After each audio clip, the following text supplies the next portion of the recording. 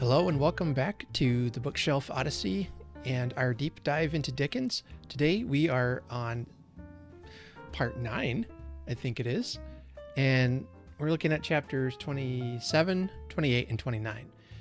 Chapter 27, 28 are one part, and then chapter 29 was its own independent part.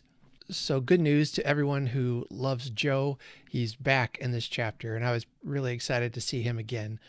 Some very, very significant chapters that happen here in these 3 chapters. I want to say thank you to everyone who's been watching along and trying to catch up. I don't have a guest with me today, but it looks like as people are starting to get caught up that we might be having some guests coming up here in the next couple of weeks. You can anticipate seeing more than just my very pale white face on your camera screens here soon. Let me also say that if you want to follow along with us, the reading schedule is down below and you can see what we're reading for what week. Videos will be out on Saturdays. And as always, you are welcome to comment, to join us on the Discord channel, the Voxer channel, whichever works for you best. I think mostly we're on Voxer, or you can just comment on the video below. And whenever you watch this, I will respond. So big thanks to Deborah, who has been catching up and leaving some really fantastic comments on the previous videos. And I would encourage you to go back and look at what she's written there if you haven't seen that already. She's had some good thoughts on this book. All right, so we begin with part 17, chapters 27 and 28. And we get a letter from Joe as written by Biddy. And the letter tells us that he is going to be in town in London for a visit and wants to stop by and see Joe. And let me read to you the PS that, Biddy writes, just all gives us all the news. And it says in the PS, he wishes me most particular to write what larks. He says you will understand. I hope and do not doubt it will be agreeable to see him, even though a gentleman, for you had ever a good heart, and he is a worthy, worthy man.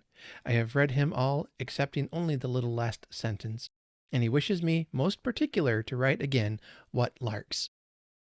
Ah, what larks indeed. So this is, in Joe's mind, kind of an inside joke, and they are getting to and Joe's excited to come and see Pip, and so he's thinking, once you're a gentleman, what larks we'll have, it'll be fun. However, Pip is not all that excited to see Joe, unfortunately. He says, not with pleasure, though I was bound to him by so many ties. No, with considerable disturbance, some mortification, and a keen sense of incongruity. If I could have kept him away by paying money, I certainly would have paid money. My greatest reassurance was that he was coming to Bernard's Inn and not to Hammersmith, and consequently would not fall in Bentley Drummel's way. I had little objection to his being seen by Herbert or his father, for both of whom I had a respect. But I had the sharpest sensitiveness as to his being seen by Drummel, whom I held in contempt. So throughout life our worst weaknesses and meanness are usually committed for the sake of the people whom we most despise. This is true and unfortunate, that as even Pip acknowledges that some of his worst behavior is coming out because of some of the worst people in his life. He said he wouldn't have minded if it was just going to be, the Pockets meeting him. Maybe it's because they already know some of his background. He's really cautious about having Joe seen by Drummel, that the man who is called the Spider by Jaggers. And just unfortunate, really an unfortunate attitude. So Pip is a bit embarrassed by this coming of Joe, and he furnishes his apartment where, as we read, we see that he even hires a servant, a young man to attend him, but he doesn't really have a lot to do. So the moment we have been waiting for, Joe returns and he visits Pip. He describes the almost painful way that Joe comes up the stairs and finds his room. And I don't know, I just get the sense that he's embarrassed by Joe and his behavior, and then when Joe's in there, he doesn't quite know how to behave. He doesn't quite know what to do. He doesn't know what to do with his hat. He keeps hanging his hat on the fireplace and it keeps falling. and Pip just wanted to take it and put it somewhere, but Joe wanted to hold on to it. And then we get some news from home. Mr. Wopsole is no longer employed by the church, but he has become an actor. So to some people's mind, he has fallen from grace. And we get this interesting exchange of Joe's opinions of the play Hamlet that Mr. Wopsole was in.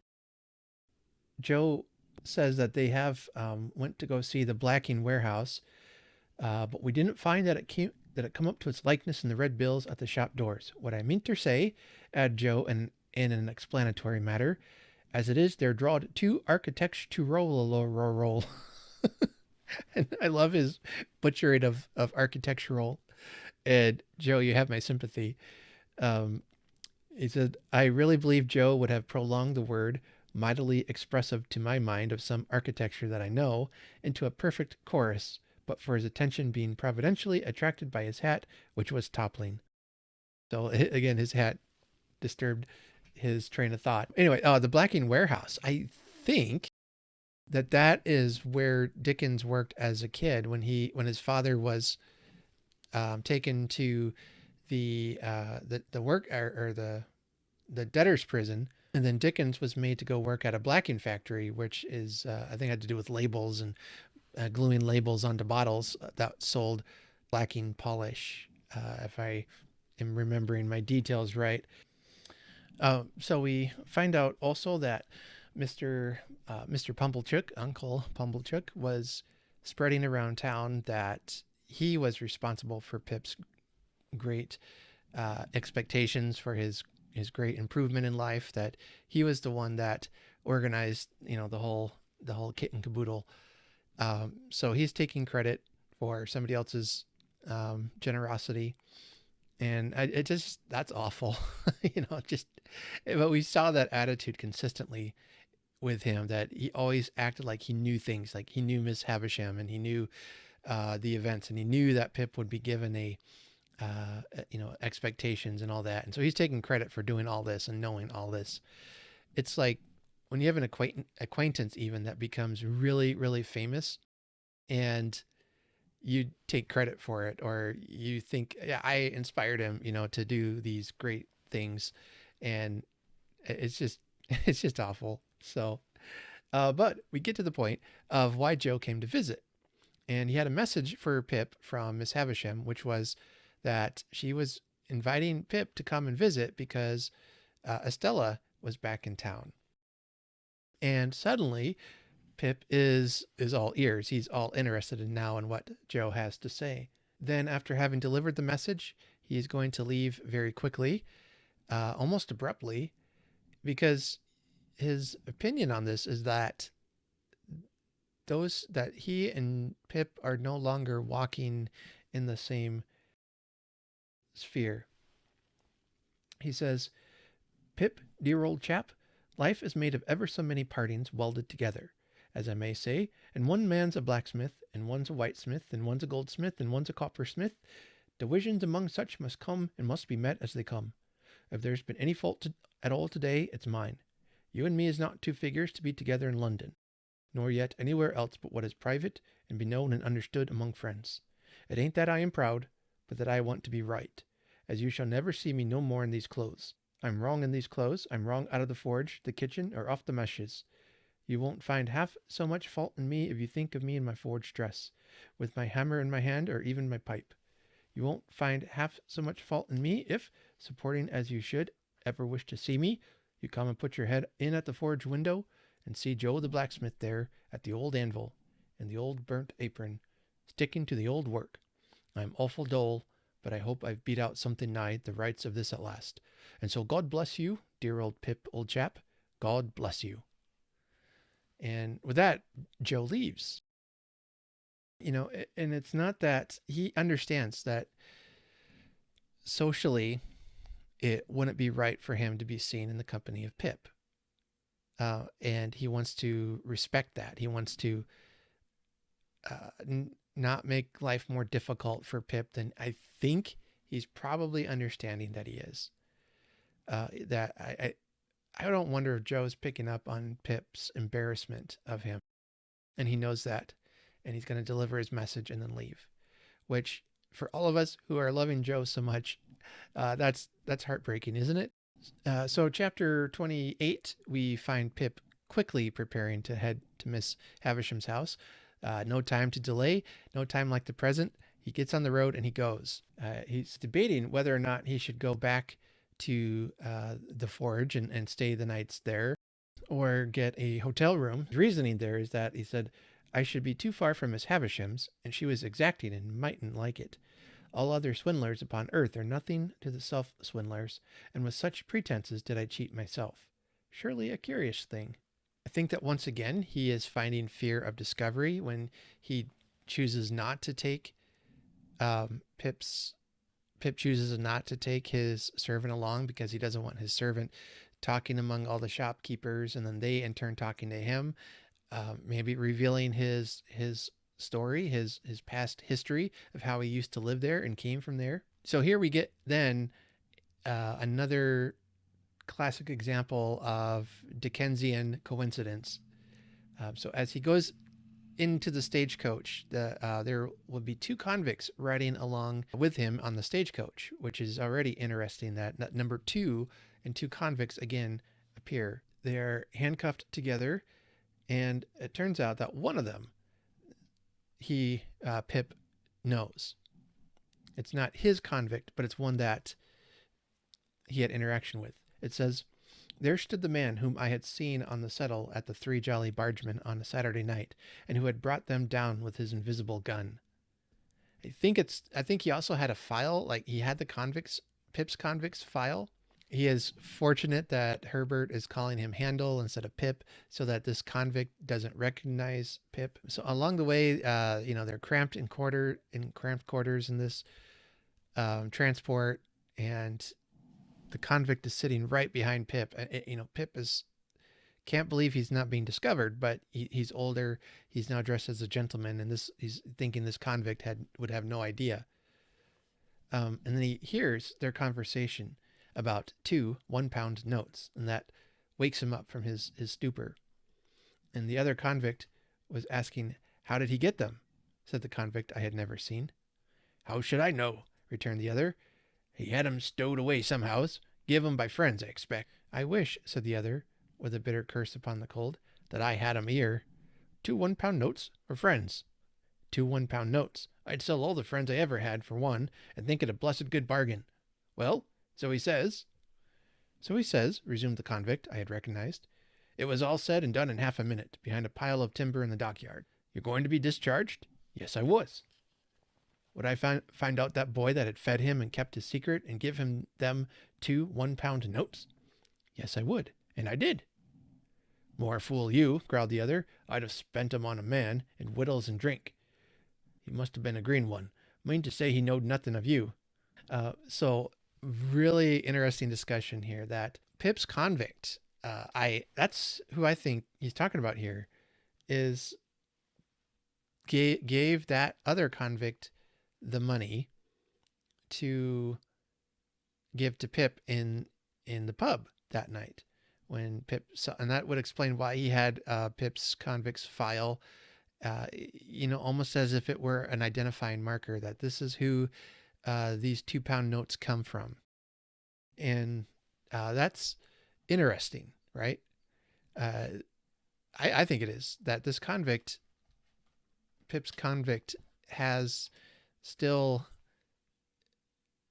some interest in Pip. It's almost like a way of saying thank you that he gives these 2-pound notes to. I don't know what you make of that, and what your thoughts are on that. But it's answers one of the mysteries we've had a couple chapters ago about who this convict was that he met, or who this man was that he met in the bar. How did he come to know who Pip was and all that?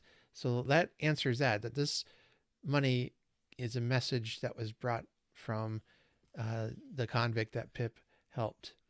We get the convict's boat described as the wicked Noah's Ark, which is so funny and descriptive in such a short sentence. Another, I think, classic Dickensian phrase there. And so he gets back to town. He gets to the Blue Boar, to his lodgings for the night. And it turns out that pretty much everyone in town recognizes him as the boy that Pumblechook helped. He ends this part by saying, "I entertain a conviction, based upon large experience, that if in the days of my prosperity I had gone to the North Pole, I should have met somebody there, wandering Eskimo or civilized man, who would have told me that Pumblechook was my earliest patron and the founder of my fortunes." So kind of a I kind of like his sarcasm there. You know, he's saying that so many people knew or know this lie that Pumblechook is spreading, that he's responsible for Pip's fortunes. That Pip says, if I were to go to the ends of the earth and talk to either civilized or I think the implication there is uncivilized, which is kind of an unfortunate term to use today. But you get the gist of what he's saying there. Civilized or uncivilized person, everyone would know about who I am and what Pumblechook did, which he didn't do.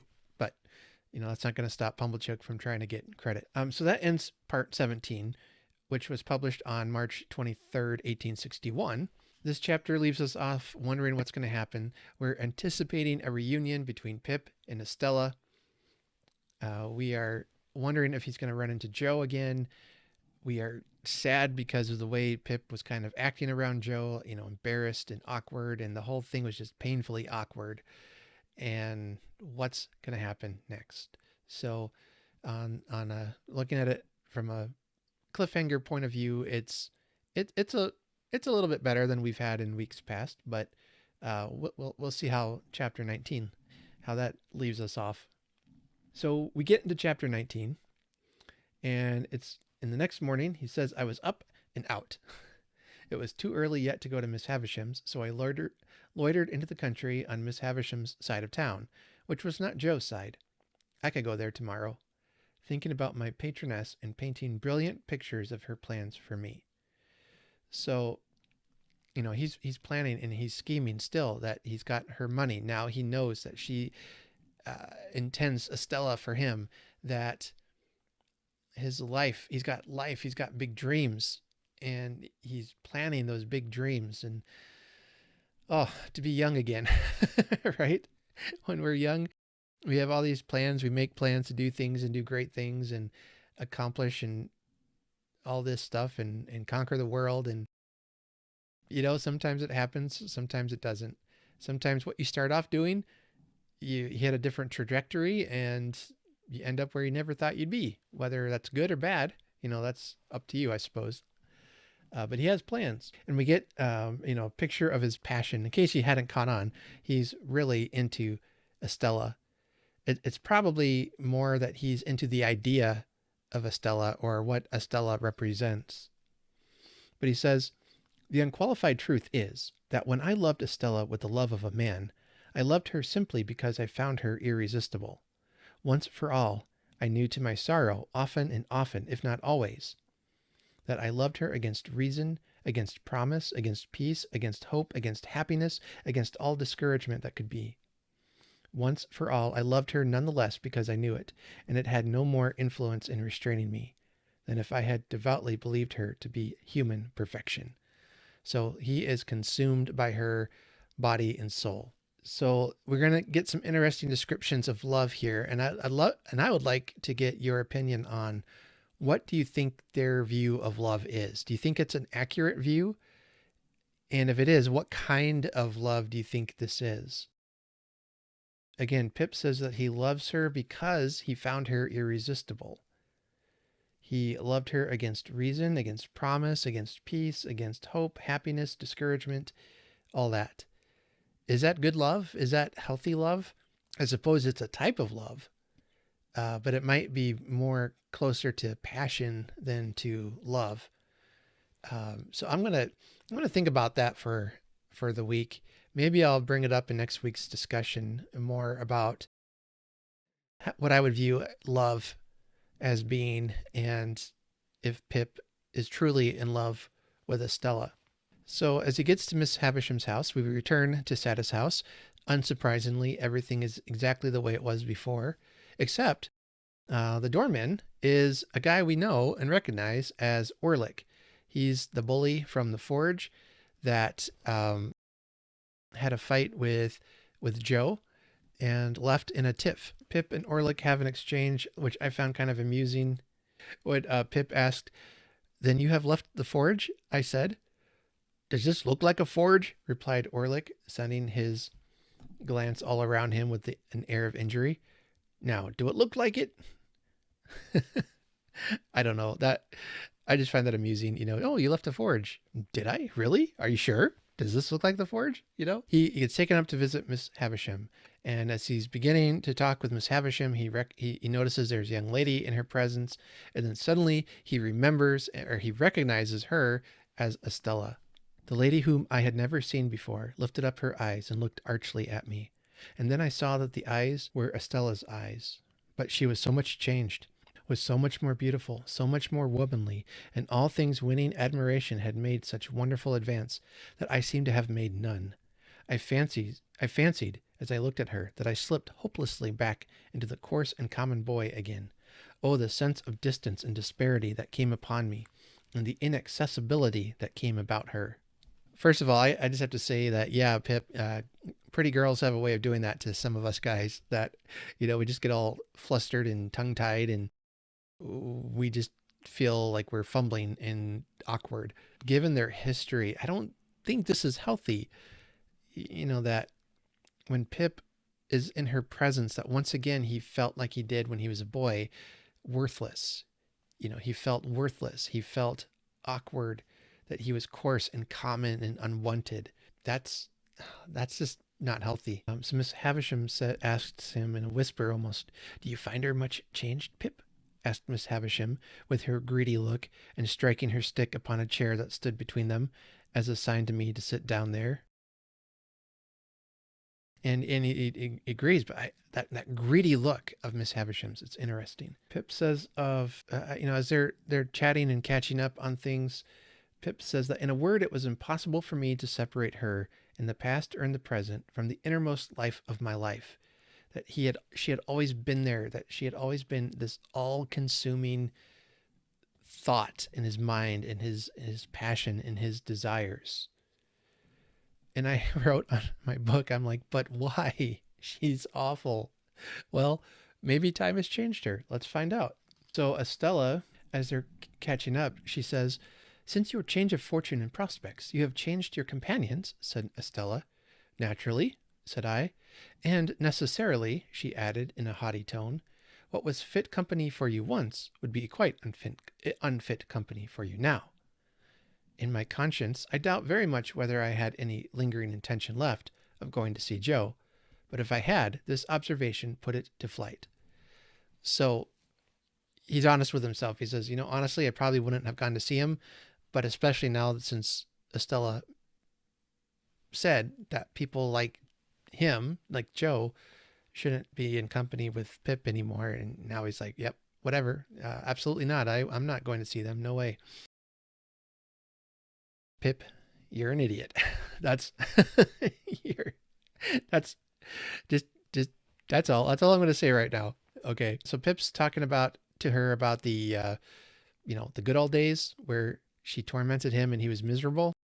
And of course, now she's playing coy with him and seems to have no memory of it ever happening. She's frustrating him. I mean, it's just everything about her is designed to be cold and calculating and frustrating, and it's driving Pip insane. She acknowledges, perhaps even warns Pip. She says, "You must know," said Estella, condescending to me as a brilliant and beautiful woman might, "that I have no heart, if that has anything to do with my memory." So she's, and says, "Well, I have a real heart," but she says, "You know what I mean. I have no softness there, no sympathy, sentiment, nonsense." So she admits, I'm cold. I have no feelings. And maybe that's why I don't remember what you're talking about. What a sad state to be in. And at this point, I'm beginning to feel sorry for her because I think we're seeing Miss Havisham's influence on her. We get this repeating this question that's repeated 3 times now. So Dickens really wants us to be thinking about this next part. He says, "What was it that was borne upon my mind when she stood still and looked attentively at me?" He said, "There's something about her now, in the way she was acting, the way she was talking, the way she was expressing herself. There's something now familiar about her." And yet he's trying to figure it out. And as they're walking and exploring Satis House's grounds, again he says, "What was it?" And yet I could not trace this to Miss Havisham. I looked again, and though she was still looking at me, the suggestion was gone. What was it? And then they're in this other place, and she's, as Estella's pointing to this high gallery and different things, that there is this ghost of a look, I think, that passes upon her face. It was once more and was gone. And again he asks, "What was it?" There's something about her now that is feeling a bit familiar to her, or to Pip. "What is the matter?" asked Estella. "Are you scared again?" So she responds to his confusion, his thoughts with mockery. Dickens really wants us to be thinking, what is it about Estella that is trying to jog Pip's memory? There's something that Pip is seeing in her that looks familiar. So Jaggers comes over for dinner. Yay. And Miss Havisham is telling Pip to love her, love her, love her. Love her. If she favors you, love her. If she wounds you, love her. If she tears your heart to pieces as it gets older and stronger, it will tear deeper. Love her, love her, love her. Miss Havisham wants Pip to love Estella, and she's desperate and she's greedy almost about it. Or she says, "I bred her and educated her to be loved. I developed her into what she is, that she might be loved." Love her. So now we get what Miss Havisham thinks love is. "I'll tell you," said she in the same hurried, passionate whisper, "what real love is. It is blind devotion, unquestioning self-humiliation, utter submission, trust and belief against yourself and against the whole world, giving up your whole heart and soul to the smiter, as I did." That is Miss Havisham's understanding of love. So what do you think about her definition of love? Is it blind devotion? Is it unquestioning self-humiliation, utter submission, trust and belief against yourself and against the whole world, giving up your heart and soul to that person? Miss Havisham did, and look how it left her when the man she was engaged to marry left her. It broke her. I mean, her everything was tied up in this man, and he did irreparable damage to Miss Havisham. I don't know, that makes me sad. I feel sorry for her that she had to go through that and that she was broken in such a way. After dinner, Pip and Jaggers speak, and he wants to know about Estella. He says, he's asking, "Is it Havisham?" And he says, "It is Havisham." I was thinking that maybe that meant Estella was actually Miss Havisham's biological daughter. I don't think that's the case. These are the parts of the plot I'm a little fuzzy on, that I can't remember. I think what he's trying to find out is that she has been adopted by Miss Havisham, and that maybe in Pip's mind, since he's inheriting Miss Havisham's wealth, that's what Pip wants, and he sees Miss Havisham as the one who has been his benefactor, that will include Estella, because she also belongs to Miss Havisham. And I think they've made it pretty clear that she was a ward that Miss Havisham adopted. But I'm not sure about that exchange. If you have any ideas or thoughts on that, that might help me understand what he was trying to get at.